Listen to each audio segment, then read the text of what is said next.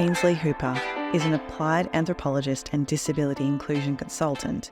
She works with organisations to strengthen their access and their inclusion strategies within all departments. She helps them to better understand how inclusivity is being overlooked within their organisation. We're very lucky to have her today to talk about her work in trying to remove ableism and the risk of ableism throughout people's workplaces.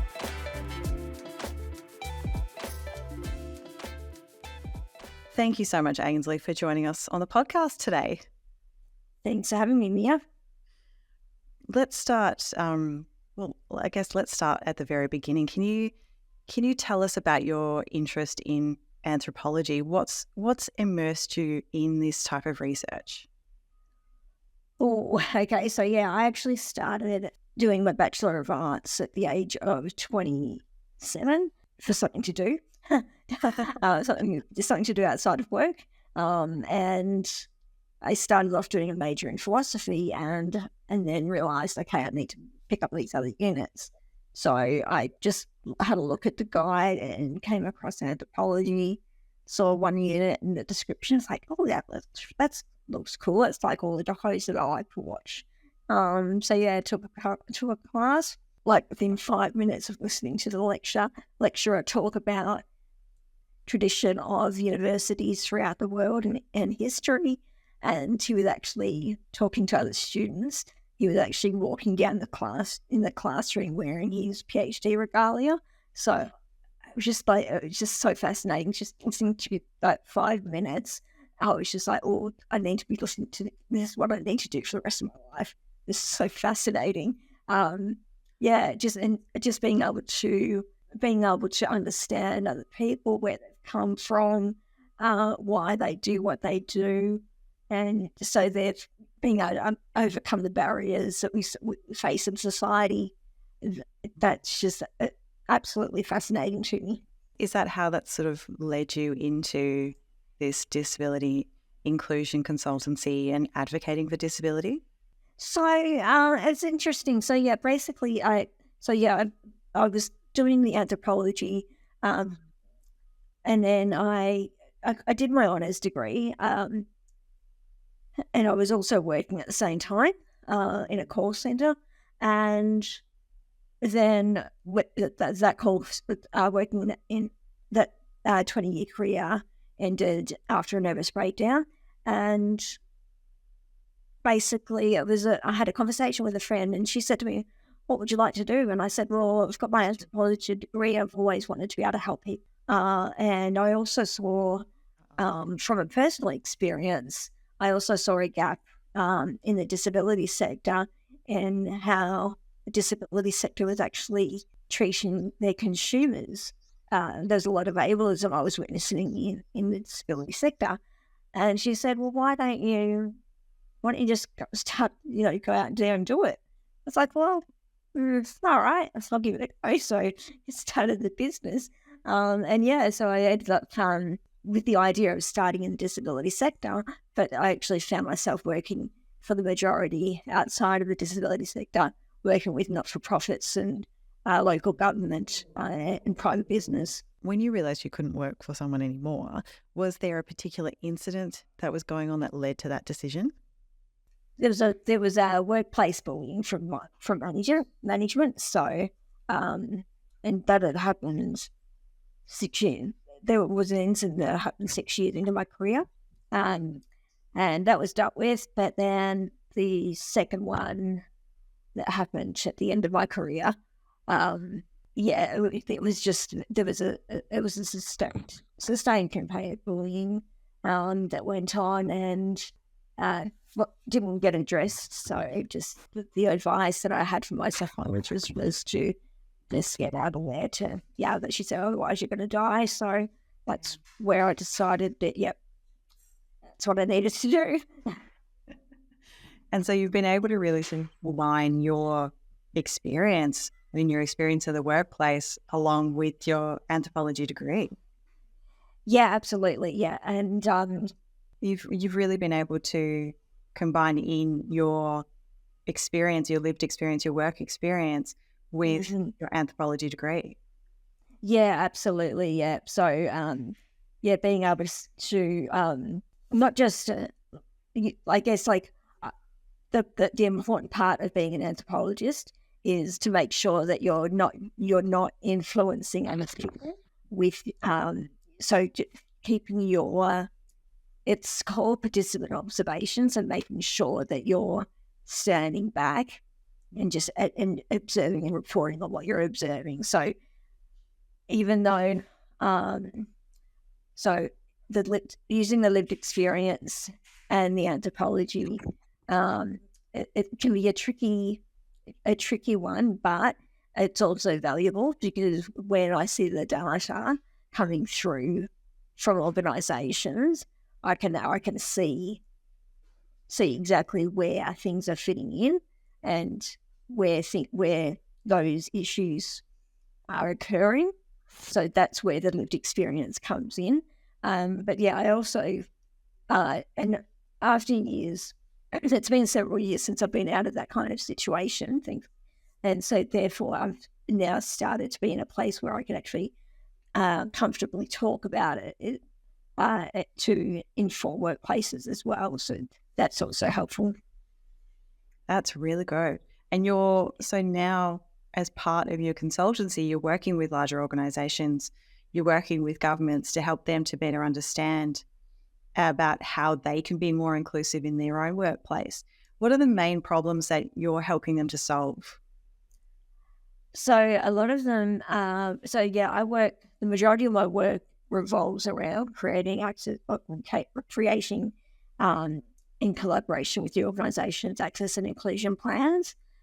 So that's part of a lot of the work, or reviewing their plans. They might be up for review. So going through and doing stakeholder engagement with the organisations to see how their plans are measuring up and what actions they need to do in the next lot of plans. A lot of the time, there'll be times where organisations will. I also work with diversity and inclusion consultants who reach out to me and say, look, we've done this diversity and inclusion survey, and in the organisation we're seeing experience of ableism, and we need you to help us work out how we're going to address this issue. So I'm also helping in those kind of things as well. Amazing. And so are you finding that are you still getting a lot of pushback sometimes? The organisations have brought you in or the consultant has brought you in. Is there still pushback from organisations that don't believe that there is a problem? So it's in my work, it's good because I have data to show them. So you can't. I mean, obviously, the data I show them is always de-identified, so that they can't see who's providing the feedback, but that they can't argue with the data once they see it. So that part's good. The pushback that I do get is in regards to timeframes and actions. I'll advise them of the actions that they need to take to address the issues, and then because they've got competing priorities in the organisation, they'll say, "Oh, look, we can't really do that at this stage," or there might be things in there that they're doing that are counterproductive to addressing ableism, and advise them they need to remove those actions or think of other ways of doing it. And sometimes because they're already down a particular track of doing things a certain way, it can be hard to get them to think about doing things a different way. Because as you say on your website, a lot of the barriers are unintentional. What are the main barriers that people with visible and even invisible disabilities, what are they facing in workplaces most of the time? So a lot of the time it's microaggressions. Microaggressions are things like that people will say in a way that they think is kind, but it could actually be really insulting.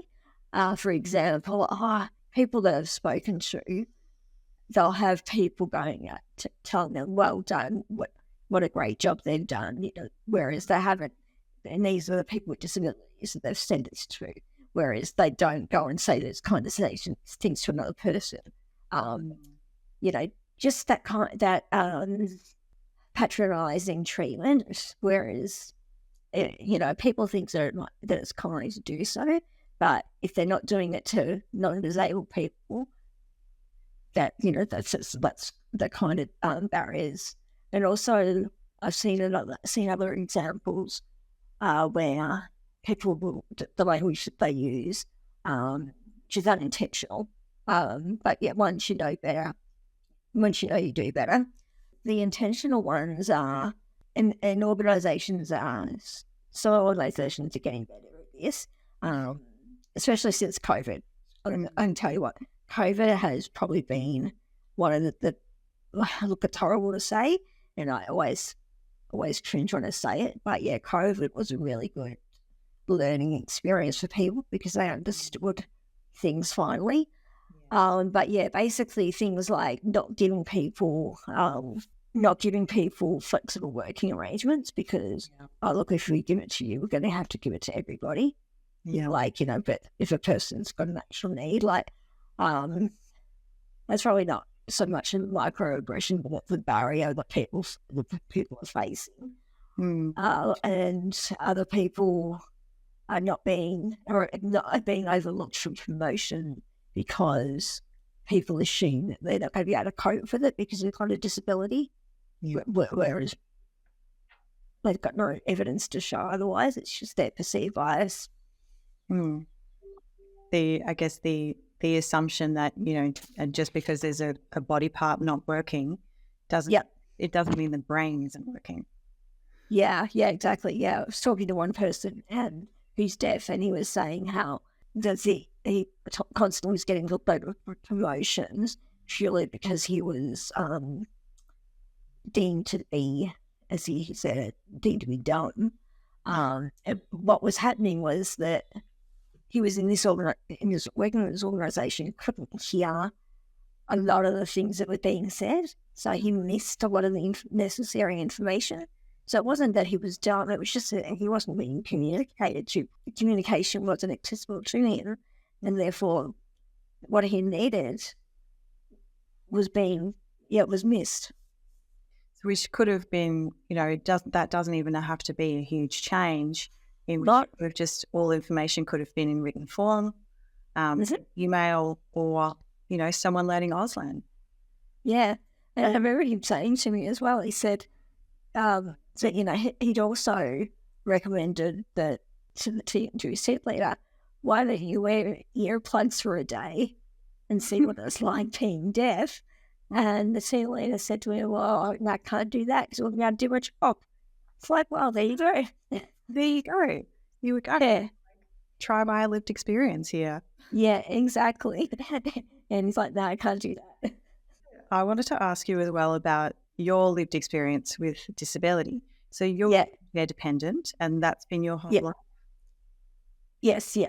What are you've sort of said you've contributed to this amazing book, The Women Changing the World. And in the book, you do talk about it going, well, you didn't really know any different as a child, that, that you were there was the microaggressions of, the kids being sent out to sport and you would have to stay inside and do another class. Yeah, typewriting. Typewriting. Yeah. So I'm a fantastic touch typist. You've had so many years of this. Yeah, since grade 5. When did you start to recognise that you were capable of so much more? Oh my God.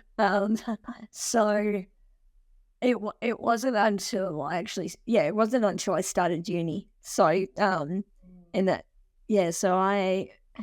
how that came about was when I worked in that organisation for 20 years. I was getting a bit bored with life. I'd just gone through a massive health scare, basically, and I being in hospital for about a year, I was like, I could feel my brain turning to mush. So I just needed to do something. And someone said to me, my friend said to me, why don't you enroll in uni? And I was like, I don't know if I could cope with that. I honestly didn't think I had the brains to do it. But then when I enrolled, and because I got the second lowest TER in year 12, so that tells you what kind of grades I was getting. And yeah, so I enrolled in uni as mature age, and then I did my honours degree. And then I did I remember my first subject. I got my first assignment back and I had a D on it. And I cried, thinking, oh my God, it's got a D, typical, I'm not going to do this anymore. And then realised, hang on, D's a distinction in uni. So that's when I realised, okay, I've got a brain. So that was the first one. And then yeah, when I, my anthropology, one of my anthropology lecturers, one of the feedback on one of our essays was, you need to be doing an honours degree. This is what an anthropologist is. And I was like, oh, okay. So that those kind of things that they started to make me realise, okay, actually I do have a brain and I can actually do more. And it wasn't really until I feel like, it wasn't until I was put into the position where I had to leave that job. I had no other option. When I was put into that position and at the start of the business, I think through those instances, they were the building blocks for me to realise, okay, I've actually got a brain and can do so much more. And people who see me now, who I used to work with, they say they don't recognise me as the same person. So yeah, yeah, it's amazing. It's frustrating, but that you've spent all of these years not realizing you had a brain just because of what people physically saw you. And because you sort of say, it wasn't until later in life that you found university and you found your absolute love for anthropology. That's actually not even that's not directly to disability people. That's not even a surprise thing. There's so many people that don't find what they're good at until a lot later in life. It's not even and it's frustrating that it still happens, that people just automatically saw you and just went, no, this is all you're going to do and that you're limited. Yeah. What are the words someone like me used it a lot in the book? Oh my gosh. Yeah. So it's so freaky. I've had someone like you used it me so many times. I just think I remember in high school, as I said, in primary school, I was taught to touch typing. So it's okay, but that seemed sensible at the time. And then it was then I got to high school and it was drummed into me that someone in a wheelchair, the best job for me would be a receptionist. So they had me doing subjects that geared me towards that kind of life. When I got to year 11, year 12, and I actually really liked media studies. That was my favourite class out of everything. I really gave that one my all. I'm still friends with my 40s, and I'm still friends with my media studies teacher. Yeah, and so I wanted to do the creative stuff, and I remember coming across photography, and that was one of the this. I was I really want to do this, and I was told, no, if you do photography, you're not going to get any assistance from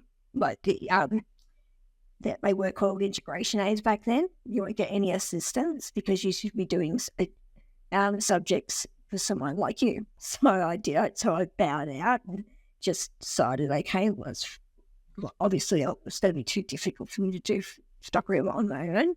So I did that, and so got a really crappy score in year 12. So that led me to doing infotech at TAFE because that was the only thing I could get into. After infotech, which I failed because I was crap at that, I then did a multimedia course and got my Cert 2 in multimedia. So then after that, I decided, okay, well, I'm going to go to a disability employment service provider, which seemed the most sensible thing to do for a person with a disability, and see how about getting a job. And I said to him, okay, well, I've got I've got this degree and experience with website design because I was back then, all the way back in the 90s. And he said to me, you need to take a hard look at yourself and realize what you can do. I was like, okay. So he organised a job, an interview for me with this organisation that I stayed with for 20 years.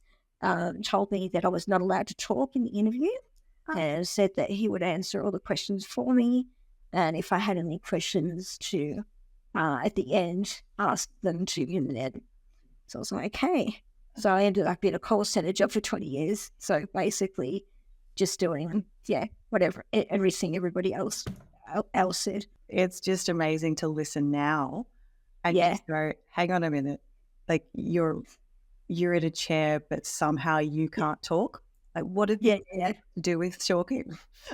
Yeah, and like it's actually interesting because I used to do speaking engagements, and I actually spoke about that to this organisation, and it was actually really interesting. The response back was, why didn't you say something? I was taken aback. I'm like, hang on. Like, I felt like, okay, what, should I have actually said something? And then I realised, well, no, that's victim blaming because, I'm in this, and it's the power imbalance because I was in this situation. And at that time, having all those years of being told what I was going to be doing and having no agency, as to, hey, you can think for yourself and you can decide what you want to do. That was a very interesting experience and put me off speaking for quite a while. Yeah, that's fair enough too, because I just like there's people that don't understand what the effect is when you've essentially spent your whole life being limited and being told that you cannot do things. We've all I don't know about males, but I know there's majority of females will have had a point in their life where they haven't been able to speak up, where something's happened and they haven't done anything about it, and people go, oh, why didn't you do anything?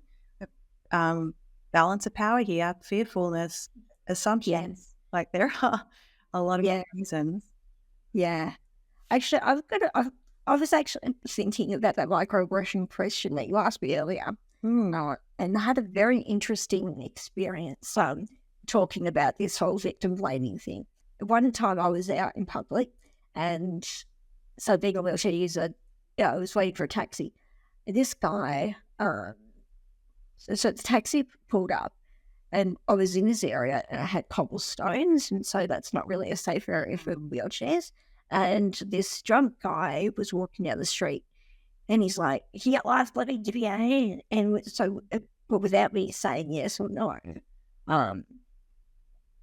he grabbed my wheelchair and started forcibly pushing me towards the taxi. Oh. Anyway, luckily enough, I said to him, no, I'm okay. Like, trying to just joke about it. Yeah. And luckily enough, there was a pole next to me. So I grabbed onto the pole so that, because he was going to tip me out of my wheelchair, basically. Oh. Yeah. And so I grabbed onto the pole. The taxi driver, he was sick. So he didn't want to intervene, obviously, because he would have been interviewed by this guy. This guy was just, And anyway, so then I retold this encounter to a group of girls. So we were talking about abuse that we'd been through. Because actually, somebody said to me, what you experienced was actually assault because, just persons put their hands on you without your permission. And because I remember feeling so shaken up at the time, and I was like, you're right. So then I was talking about this to a group of girls, and one of the girls just outwardly said, she goes, he was just trying to help you. You should have you should be grateful. I mean, so that there is a microaggression, like, thinking that it's a client action, but it's not. So, yeah. So that again, it's like, that's why people with disabilities don't speak up about assault, because of that imbalance and thinking that we're going to be victim blamed. Yeah. Like no one's got to just actually just listen to the story and learn from the story. Exactly, that's right. Yeah, and that I have that so often. I'll post things on social media, and people will respond. It's like, can you please just listen to what's being told, and don't take it as something that you've got to react to, like a defensive thing. Yeah, I get a lot of defensive responses on my posts, which I find interesting. God. Like, it's not really necessary to get defensive. You're just giving people information. No, exactly. I'm not actually like pointing anybody out or finger pointing to any individuals. I'm talking about actual experiences that have happened to people, myself or others. Yeah. It's full on. While we're on the topic though, obviously this podcast is more about chronic conditions.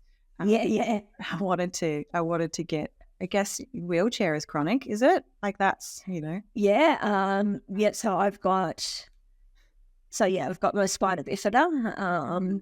I've got and osteoporosis. Which I only found out about that when I was 35, which I've had all my life, but nobody bothered to tell me. So basically, because I've got the spina bifida, I've got like comorbidities, which are the chronic as chronic as well. So I've got kidney. I'm down to one functioning kidney. So there's a lot of issues that go along with it. Do you think that's that because you had the spina bifida, because you were already in a chair? Do you think they just didn't think to even bother to look for osteoporosis? Or not to bother to tell me, because because I broke my leg when I was 35, and the surgeon goes, well, you've got congenital osteoporosis. Like, what? Hang on, so that was on your medical files, but you didn't know? Yeah. What? Yep. Yeah. And last year, when I was in hospital, when I had a bowel obstruction, this is a really interesting one as well. So I had the bowel obstruction. So initially I went in to get kidney stones out. That ended up turning into the bowel obstruction, and asked me how. But and then so they did a on one of the scans, this surgeon walks in and he goes,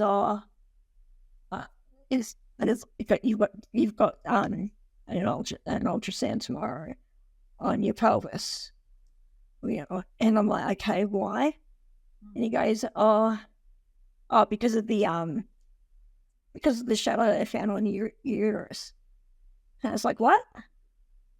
I said, no one's told me about this. And he goes, because I'd had this other test done before, and he goes, he wasn't the one who'd done the test, the initial test. So he's like, I'll get a nurse to talk to you about it.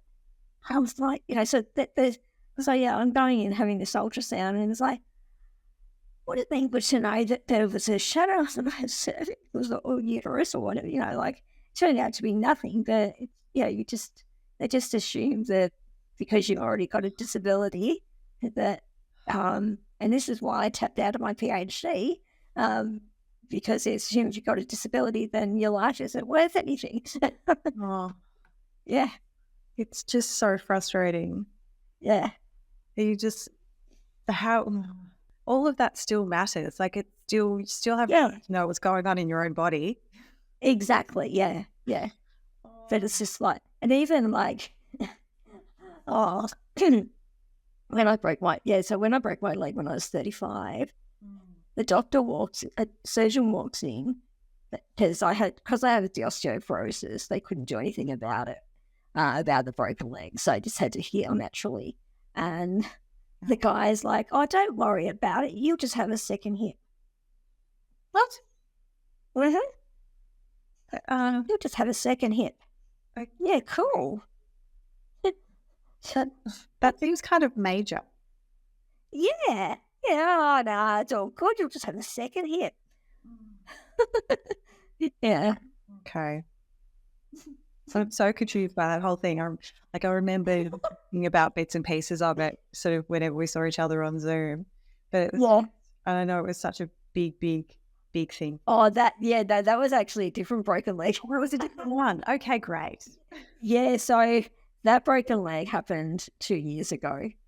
Yeah, so I'm 46 now. Wow. Which was actually I'll tell you, turning 46 was actually quite funny because last year at the start of the year when I was in hospital, I must have been telling people that I'm turning 46 this year, right? Because I'd gone through like so much. I was on so many drugs. I had like 2 emergency operations, like 2 o'clock in the morning. So I was whacked out. And so along the way, I convinced myself that I was already 46. So when I turned 46 last year, I thought I turned 47. I was writing on forms that I was 46 years old. Got to my birthday, and my partner and I went out for lunch, and then 2 o'clock in the afternoon, my auntie SMSes me, and she's like, oh, happy 46. I'm like, no, I'm 47. And it's like, no. And then so I messaged my brother and sister, how old am I? They're like, I think I'm 46. I said to James, how old am I? 46? I'm like, what? I'm 27. He's like, no, you're 46. So, oh my God. So it was like about 8 months where it was so whack. Yeah. Wow. So it was the freakiest thing ever. Oh, that is hysterical. It's amazing that it can do to you. Yeah.